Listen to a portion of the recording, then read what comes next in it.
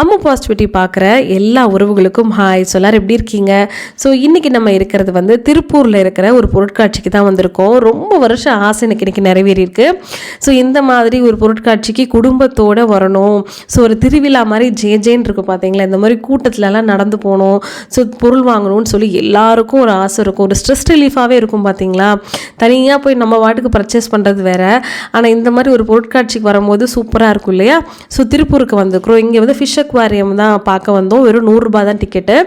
அதுக்கப்புறம் தான் இந்த மாதிரி சைடில் நிறைய ஸ்டால்ஸ் எல்லாம் போட்டிருந்தாங்க. சரி பார்க்கலான்னு சொல்லி பார்க்கும்போது தான் ஏன் கணக்கு பட்டது முதல்ல இந்த ஊறுகாய் ஷாப் தாங்க. வாசனையே பயங்கரமாக இருந்துச்சு. இப்போ நம்மெல்லாம் வீட்டில் வந்து பார்த்திங்கன்னா எலுமிச்சம்பழம், அப்புறம் வந்து நார்த்தங்காய், மாங்காய், இப்படி தான் ஊறுகாய் கேள்விப்பட்டிருப்போம். இங்கே வந்து தக்காளி ஊறுகாய், அப்புறம் வந்து வத்தலில் ஊறுகாய், மிளகா ஊறுகாய், அதுக்கப்புறம் உங்களுக்கு பாவக்கால ஊறுகாய், இந்த மாதிரி ஏகப்பட்ட வெரைட்டி. ஏன் வெல்லம் போட்டு கூட ஊறுகாய் செஞ்சுருந்தாங்க. நம்மளோட புளி இருக்குது பார்த்தீங்களா, குடம்புளி, அதில் கூட ஊறுகாய் இருந்துச்சு. பயங்கர வெரைட்டிகள் நிறையா இருந்துச்சு. சரி, ஆனால் எனக்கு ரொம்ப ரொம்ப பிடிச்சது என்ன அப்படின்னா, இங்கே பிரண்டையில் வந்து ஒரு ஊறுகாய் வெரைட்டி நான் சாப்பிட்டேன். இது வரைக்கும் நம்ம பிரண்டை துவையல் சாப்பிட்ருப்போம், வீட்டில் செஞ்சுருப்போம். ஆனால் ஊறுகாய் வந்து நான் கேள்விப்பட்டதில்லை. ஸோ சாப்பிடும்போது நிஜமாகவே எனக்கு ரொம்ப பிடிச்சிருந்துச்சு. என் வீட்டில் வந்து என் ஹஸ்பண்ட் வந்து ஊறுகாய் நல்லா சாப்பிடுவாங்க. சரி, நம்ம பிரண்டை வாங்கலான்னு சொல்லிட்டு தான் நான் ரேட்டை விசாரித்தா 1/4 கிலோ வந்து பார்த்திங்கன்னா 120 ரூபாங்க. இது அதிகமாக கம்மியான்னு சொல்லுங்கள். ஏன்னா நான் எப்போயுமே ஊறுகாய் வந்து கடையில் தான் வாங்குவோம். ஸோ என் ஹஸ்பண்ட் மட்டும் சாப்பிட்றதுனால. ஸோ 1/4 கிலோ வந்து பிரண்டை ஊறுகாயும், 1/4 கிலோ வந்து பார்த்திங்கன்னா இஞ்சியும் நம்ம மாங்காய் போட்டு ஊறுகாய் நான் வாங்கிட்டேன். ஸோ இதுவே வந்து பார்த்திங்கன்னா 240 ரூபாய் ஆயிடுச்சு.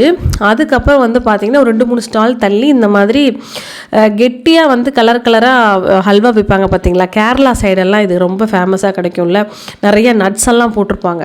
ஸோ அது வாங்கும்போது சரி வாங்கலாம், என்னோட பொண்ணுங்களுக்கெலாம் ரொம்ப பிடிக்கும்னு சொன்னால் ஒரு பாக்ஸ் இருக்குது பார்த்தீங்களா, இந்த மாதிரி கலர் பாக்ஸஸில் எல்லா பீசஸும் இருக்கும். ஸோ இந்த மாதிரி வாங்கலான்னு சொன்னால் இது வந்து கிட்டத்தட்ட 185 ரூபா சொன்னாங்க. ஆனால் 1/2 கிலோவுக்கு மேலேயே இருக்கும். சரின்னு சொல்லி இதுவும் ஒரு பாக்கெட் வந்து வாங்கியாச்சு. என்ன தான் நம்ம வெளியே வரும்போது ஒரு பட்ஜெட் போட்டு வருவோம், ஆனால் அந்த பட்ஜெட்டுக்குள்ளே சமாளிக்கிறது தான் ரொம்ப ரொம்ப டஃப்பான விஷயங்க. ஸோ இது வந்து நான் உங்கள் எல்லாருக்கும் ஷேர் பண்ணணுன்னு தான் இந்த வீடியோ எடுத்தேன். இதை பார்க்கும்போது உங்களுக்கு எல்லாம் என்ன தோணுதுன்னு கமெண்ட் பண்ணுங்கள். எனக்கு என்ன தோணுதுன்னா, சின்ன வயசில் வந்து பார்த்திங்கன்னா இந்த மாதிரி நம்ம எல்லாரும் அச்சு வைப்போம். மோஸ்ட்லி கிராமத்தில் இருக்கிறவங்களுக்குலாம் இது ரொம்ப தெரியும். ஸோ மருதாணியை விட இந்த மாதிரி பொங்கல் டைமில் வந்து கையில் வந்து அச்சு வைக்கிறதுலாம் ரொம்ப ரொம்ப ஃபேமஸ். நம்மளோட டயத்தில் ரொம்ப ஃபேமஸாக இருக்கும். இப்போல்லாம் அது எத்தனை பேத்துக்கு தெரியுதுன்னு கூட தெரியல. என் பசங்களுக்கெல்லாம் பொங்கல் தீபாவளினா என்னென்னு கூட தெரியாது. தீபாவளி இப்போ நம்ம கொண்டாடினாலும் பொங்கல்னால் என்னென்னு தெரியாது, நாங்கள் ஊருக்கு போக மாட்டோங்கிறதுனால. அதனால் சரி உங்களுக்கு கையில் வந்து அச்சு வச்சு காட்டலாம், அவங்க என்ன ஃபீல் பண்ணுறாங்கன்றதுக்காகவே நான் வந்து அச்சு வச்சேன். இதை ரேட்டு சொன்னால் நீங்கள் ஷாக் ஆகிடுவீங்க. ஒரு கைக்கு இந்த நார்மலாக இப்படி அச்சு வைக்கிறது கிட்டத்தட்ட 30 ருபீஸுங்க. 30 ரூபா கேட்டாங்க. நான் கூட 2 கைக்கு சேர்த்து வைப்பாங்க அப்படின்னு சொன்னால் ஒரு கைக்கு 30 ரூபாயா, இன்னொரு கைக்கு 30 ரூபாயா. சரி ஓகே, நான் என்ன பண்ணேன், அவளுக்கு ஒரு கைக்கு ஒரு அச்சும் இவளுக்கு ஒரு கைக்கும் ஒரு அச்சும் வச்சு விட்டேன். சரி 30 ரூபா 60 ரூபா ஆயிடுச்சு. ஏன்னா கிட்டத்தட்ட இதுக்கெல்லாம் நம்ம வந்து 120 ரூபா வந்து ஸ்பெண்ட் பண்ண முடியாது. ஏன்னா அது ரொம்ப அதிகம் தானே. இன்னொன்று நம்ம ரைட் ஹேண்டில் வந்து வச்சோம்னா நம்ம சாப்பிடவும் செய்யணும். ஆக்சுவலாக எனக்கு இதெல்லாம் கெமிக்கலாக தான் இருக்கும்னு நினைக்கிறேன். அதனால லெஃப்ட் ஹேண்டில் மட்டும் ஆளுக்கு ஒரு அச்சு வச்சுட்டேன்.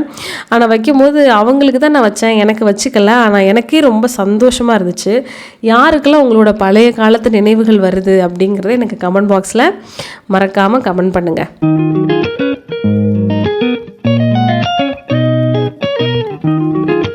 அடுத்து வந்து பார்த்திங்கன்னா என்னோடய கனவு வந்து இன்றைக்கி நிறைவேறிடுச்சு அப்படின்னு தான் நான் சொல்லணும். ஏன்னா கிட்டத்தட்ட நான் ஹேண்ட்பேக் வாங்கி வந்து 3.5 வருஷம் ஆச்சு. 3 வருஷமும் 4 மாதம் கிட்டத்தட்ட முடிஞ்சிருச்சு. அந்த அளவுக்கு நான் வாங்கணும்னு சொல்லி நான் நினச்சிட்டே இருந்த ஒரு விஷயம் இதுதான். ஏன் நான் இன்றைக்கி வாங்கினேன் அப்படின்னா, ரேட்டு கேட்கும்போது ரொம்ப ஆச்சரியமாக இருந்துச்சு. ஏன்னா சென்னையில் கூட இந்த ரேட்டுக்கு வந்து நான் பார்த்ததே கிடையாது. நான் சரவணா ஸ்டோர்ஸ் தான் போவேன். இப்போ நான் காட்டுற எல்லா பேக்குமே உங்களுக்கு ஜஸ்ட்டு 200 ரூபா தாங்க. 200 ரூபாயில் ஒரு ரோ வச்சுருந்தாங்க. அப்புறம் 300 ரூபாயில் ஒரு ரோ தனியாக வச்சுருந்தாங்க. ஸோ ஃபஸ்ட்டு வந்து 200 ருபீஸ்க்கு நான் பார்த்தேன். ஏன்னா இந்த ஹேண்ட்பேக் நான் பர்ச்சேஸ் பண்ணி 3.5 வருஷம் ஆகுது. நான் என்னோடய 2வது குழந்தை மாதமாக இருக்கும்போது, இந்த 3வது மாதம் ஒரு ப்ரெக்னென்சி டெஸ்ட் எடுப்பாங்க பார்த்தீங்களா, அப்போ எனக்கு ஹேண்ட்பேக்கே இல்லை. ஏன்னா தண்ணி வைக்கணும், நிறைய இந்த விஷயம்லாம் வைக்கணும் அப்படின்னு சொல்லிட்டு நான் வந்து கேட்டிருந்தேன். அப்போ நாங்கள் சரவணா ஸ்டோர்ஸுக்கு போயிட்டு ஒரு 210 ரூபான்னு நினைக்கிறேன், எனக்கு இன்னும் ஞாபகம் இருக்குது. இந்த நாரில் செஞ்சுருப்பாங்க பார்த்தீங்களா, அப்போ அது கொஞ்சம் ஃபேஷனாக அந்த பிரிண்டெல்லாம் போட்டு கொடுப்பாங்க. அது வாங்கினேங்க. அதில் எல்லாமே வச்சுக்கலான்னு சொல்லிட்டு வாங்கினேன். அதை எந்த அளவுக்கு அடின்னு அடிக்க முடியுமோ அடித்து தூக்கி போட்டாச்சு. அதுக்கப்புறம் நான் ஹேண்ட்பேக்கே வாங்கலை. என் ஹஸ்பண்டும் சரி நீ வீட்டில் தானே இருக்கிற அப்படின்னு சொல்லிட்டு ஹேண்ட்பேக்கே வாங்கலை. ஸோ இன்றைக்கி தான் நான் ஹேண்ட்பேக் வாங்கலாம் அப்படின்னு சொல்லிட்டு நான் பார்த்துட்ருக்கேன். இப்போ நான் காட்டுறது எல்லாமே வந்து 300. 200க்கும் 300க்கும் ரொம்ப டிஃப்ரென்ஸ் இல்லை, கொஞ்சம் கம்மியாக தான் இருந்துச்சு. ஆனால் 300 வந்து ரொம்ப ஒரு கனம்னு சொல்லுவாங்கல்ல, கொஞ்சம் வெயிட்டாக, அதை விட இது வந்து பர்ஃபெக்ட் குவாலிட்டியாக அப்படி இருந்துச்சு. ஸோ எனக்கு எப்பயுமே இந்த மாதிரி பூ போட்டது, சிம்பிளாக இந்த மாதிரி துணி கிளாத்துன்னு சொல்லுவாங்கள்ல, அந்த மாதிரி ஹேண்ட்பேக் தான் எனக்கு ரொம்ப பிடிக்கும். இப்போ நான் ஒன்று கையில் வச்சுருக்கேன் பார்த்தீங்களா, மாங்காய் போட்டது. ஸோ அது வந்து எனக்கு கொஞ்சம் பிடிச்சிருந்துச்சு. எனக்கு எப்பவுமே இந்த மாதிரி ரொம்ப டிசைனாக போட்டிருக்கிறது ரொம்ப பிடிக்கும். ஒன்று இப்படி வாங்குவேன், அப்படி இல்லைன்னா டோட்டலாக ப்ளெயினாக இருக்கும் பார்த்தீங்களா, அந்த மாதிரி எனக்கு ரொம்ப பிடிக்கும். ஸோ அதை நான் தனியாக எடுத்து வச்சுருந்தேன். அது போக இன்னொரு பேக் வந்து எனக்கு ரொம்ப பிடிச்சிருந்துச்சு. ஸோ இப்போ ஒரு ஆப்பிள் போட்டிருக்கு பார்த்தீங்களா, ஸோ இந்த பேக் தான் ப்ரௌன் கலரில், சாண்டில் பிளாக் கோடு வித் ப்ரௌனு. ஸோ இது கொஞ்சம் நீட்டாக டீசெண்டாக இருந்த மாதிரி இருந்துச்சு. அதே நேரத்தில் நம்ம எல்லாமே தண்ணி பாட்டிலு, துண்டு, இன்னர்ஸ் எல்லாமே உள்ளே வச்சுக்கலாம். ஸோ அதனால் இந்த 2 தான் நான் ஷார்ட் லிஸ்ட் பண்ணி வச்சுருந்தேன். இது 3ஆவதாக இந்த பேக் ரொம்ப க்யூட்டாக இருந்துச்சு. சரி, இந்த 3 பேக்கையுமே நான் எடுத்து இதில் ஏதாவது ஒன்று சொல்லுங்கன்னு சொல்லிட்டு என் ஹஸ்பண்ட்டை சொன்னேன். எப்பயுமே வந்து என் வீட்டுக்காரர் எப்படின்னா, நம்ம ஒன்று சூஸ் பண்ணி ஒன்று காட்டுவோம், இந்த 3ல் ஏதாவது ஒன்று சொல்லுங்கள். அப்போ கூட நம்மளாக வந்து தனிப்பட்ட முறையில் நான் எனக்கு சொல்கிறேன், முடிவெடுக்க மாட்டேன். எதெல்லாம் எனக்கு பிடிச்சிருக்கோ அதை காமிச்சு இதில் எது உங்களுக்கு பிடிச்சிருக்குன்னு சொல்லுவேன். ஆனால் எப்பயுமே நான் என்னென்னலாம் காட்டுறேனோ அது எதுவுமே அவங்களுக்கு பிடிக்காது. அதை தாண்டி 4ஆவதாக ஒரு விஷயம் வரும். அதே மாதிரி தான் இந்த தடவையும் நான் காட்டின 3 பேக்குமே வேண்டாம், ஸோ வேறு பேக் பாரு அப்படின்னு சொல்லிட்டாங்க. அதுக்கப்புறம் நான் வந்து சரி நம்ம 300 ரேஞ்சஸில் செக் பண்ணலான்னு சொல்லி பார்க்கும்போது தான் கடைசியாக ஃபைனல் பண்ணி முடித்தோம். 300க்கு வாங்கினேன் இன்றைக்கி வாங்கின பேகு. ஸோ அந்த 300 ரூபா பேக்கையும் வாங்கி கொடுத்துட்டு இதுக்கப்புறம் என்கிட்ட பேகு கேட்காதுன்னு சொல்லி இந்த இப்போ கையில் வச்சுருக்கேன் பார்த்தீங்களா, இந்த எல்லோ க்ரீன் போட்டு, இதுதான் நான் ஃபைனலாக அவங்க எனக்கு ஓகேன்னு சொல்லி எடுத்து கொடுத்த பேகு. கடைசியாக நான் பர்ச்சேஸ் பண்ணது அந்த மசாலா ஐட்டம். ஸோ இது வந்து பார்த்திங்கன்னா நம்ம காலிஃப்ளவர் அந்த மாதிரி பொரிச்சிக்கலாம். முக்கியமாக வந்து நான்வெஜ் மீனாக இருக்கட்டும், சிக்கனாக இருக்கட்டும் பொரிக்கிறதுக்கு வந்து நல்லாயிருக்கும். நிறைய கடையிலலாம் பொரிச்சு கொடுக்குறாங்கல்ல, அந்த மாதிரி இருக்குன்னு சொல்லி சொன்னாங்க. ஒரு பாக்கெட் வந்து 70 ரூபா சொன்னாங்க.